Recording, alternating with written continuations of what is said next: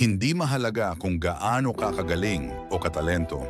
May mga pagkakataon talagang hindi magiging maayos ang lahat. Kahit gaano mo pa pinagbubutihan ang sarili mo, may mga oras na hindi mo inaasahan ang mga problema at pagsubok. Lahat tayo ay nakakaranas ng emosyonal at espiritual na sakit.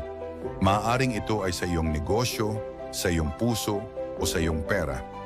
Maaari kang masaktan pisikal o mental o kaya ay masira ang iyong espiritu.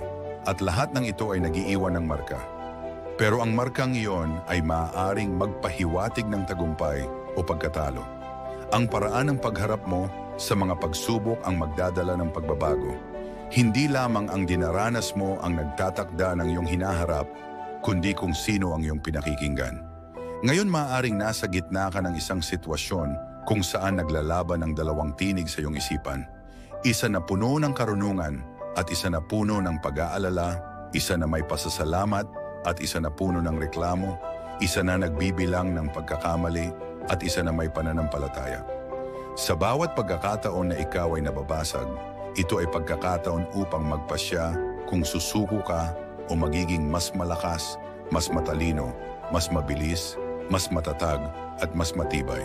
Hanapin ang dahilan para magpatuloy at kung magagawa mo iyon, alam kong kaya mong malampasan ito dahil bawat tao ay may kakayahang magtagumpay sa mga pagsubok.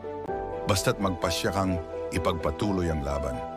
Ang mga trahedya at pagsubok ay dumarating sa lahat, ngunit tanging ang malalakas ang nakakaraos.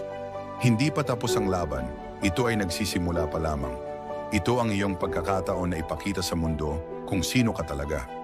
Tingnan mo ang problema o pagsubok sa iyong buhay ngayon at sabihing, matatalo ko ito, matatalo ko ito, kailangan kong talunin ito.